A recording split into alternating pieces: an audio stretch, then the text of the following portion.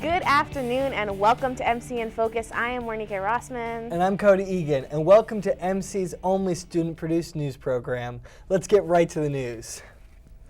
On Tuesday, 5 states, including Maryland, held their primaries. On the Republican side of the presidential race, Donald Trump won in 5 states. He won Maryland with 54%. Ted Cruz came in second with 23%.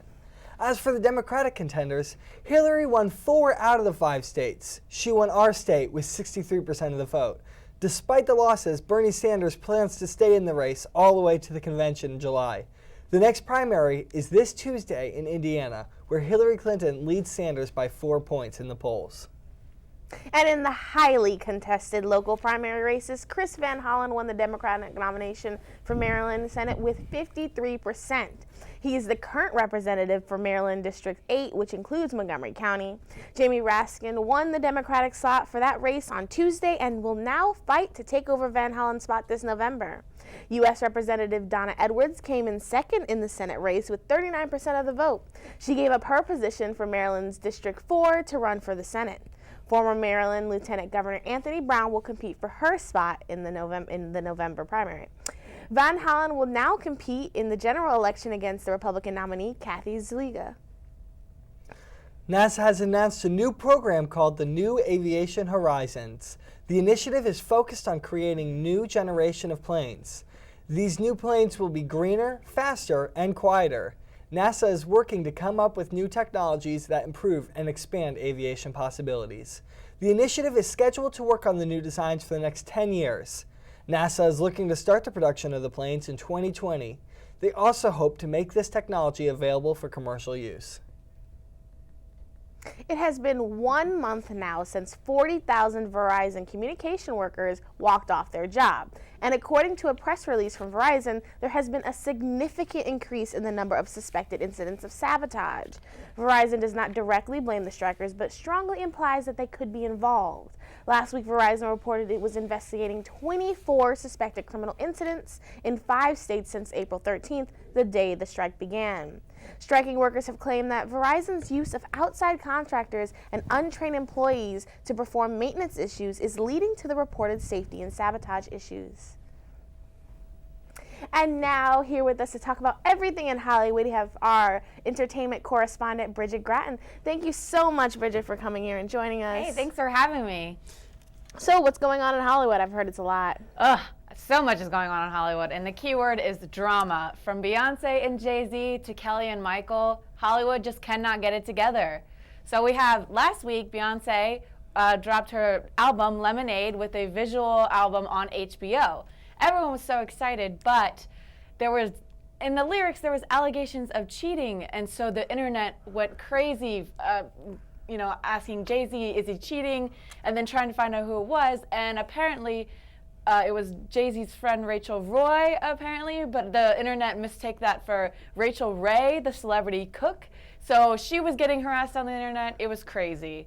And then Kelly and Michael, Live with Kelly and Michael, they are not together anymore, apparently, but he is still contractually obligated to film. So right now, they are not speaking, and Strahan will move on to Good Morning America in a couple months, but until then, there's just tons of drama. They're not speaking. Everyone's taking sides. It's awful. Sounds awkward. I'm glad we don't have that going awkward. on here. Well, thanks for filling us in, Bridget. We'll be right back after a student-produced commercial.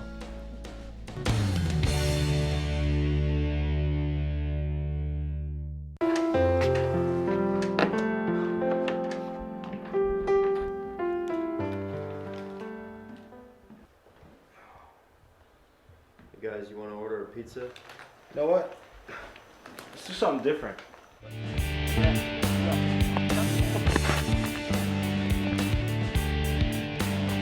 Too good to quit.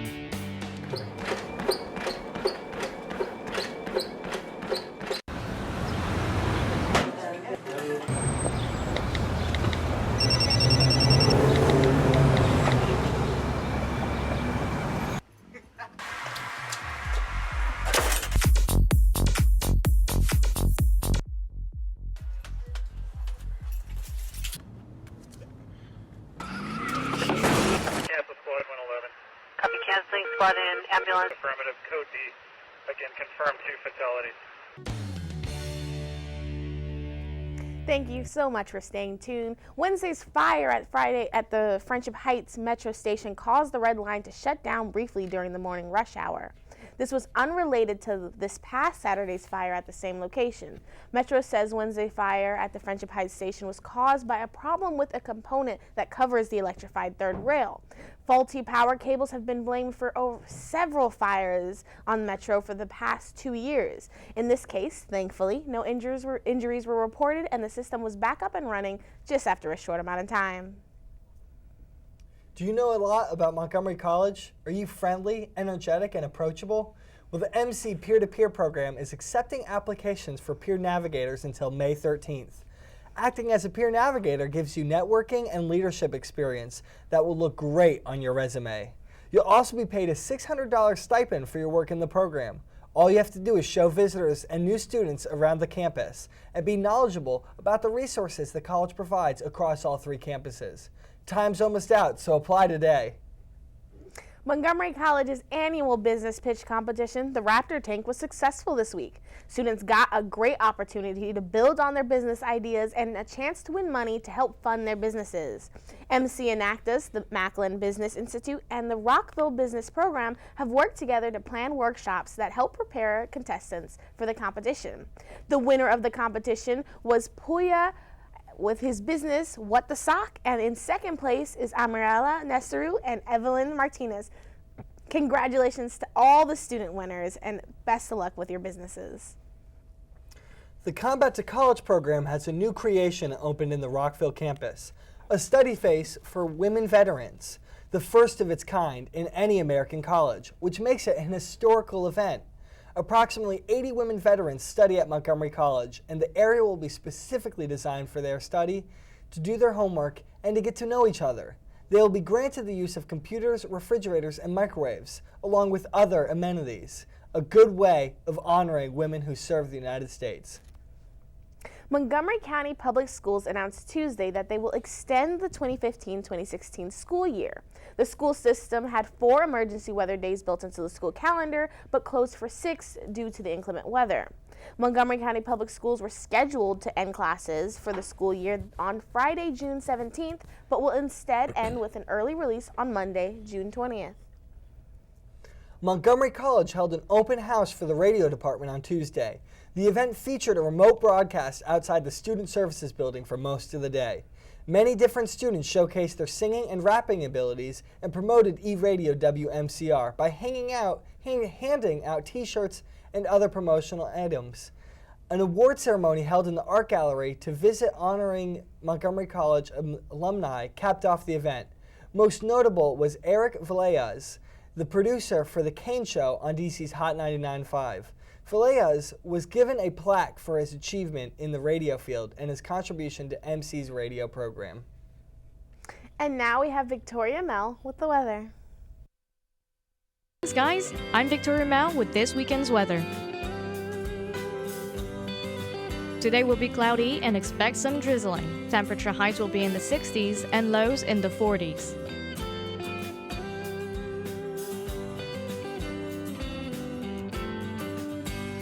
Saturday is expected to be about the same with cloudy skies, highs around 62 degrees and lows around 52.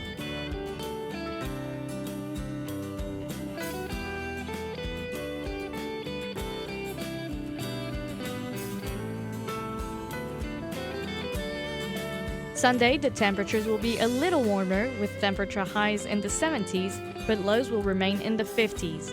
Light rain is expected, so if you have any outdoor plans, don't forget your umbrella.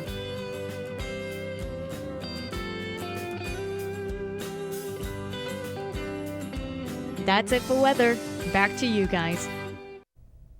Students and staff of Montgomery College are anxiously awaiting the new parking garage, so Cesar Martinez and Michael Ginsberg went out to find more about it. Hi, I'm Michael Ginsberg, and coming to Montgomery College here in Rockville is a new state-of-the-art parking garage. It is located on North Campus Drive, adjacent to parking lot 4. With over 900 parking spots and several motorcycle spaces, it will accommodate faculty and students. The garage will be highly attractive with a beautiful facade of sleek metal panels and a glass-enclosed stair towers. Mark Pace, the Transportation and Parking Manager at Montgomery College, tells us about the new technology and information that will be included in the parking garage. The garage will have Wi-Fi throughout any new buildings on campus. We do have a lot of students who like to sit in their car and do homework between a class. I'm excited for the new parking garage because it's going to have Wi-Fi in there, and we can stay in our cars and study before a big test, or we can do our assignments if we didn't have time to do it because life is crazy and most people don't have enough time to stay at home and do their assignments. So it's a good thing and it's going to be beneficial for the students. It will have an electronic vehicle count system to show the amount of spaces available in each level. It will be energy efficient with solar panels and will include 5 electric car charging stations. Like the new Science Center and Science East buildings, it will also include beautiful landscaping around the building to help integrate the garage into the campus environment. Because I know a lot of students are late a lot. There was one time when I was 20 minutes late on a day we had a test. It would save not only myself but a lot of students time to get to class. That way we don't spend time circling the parking area trying to get a parking spot.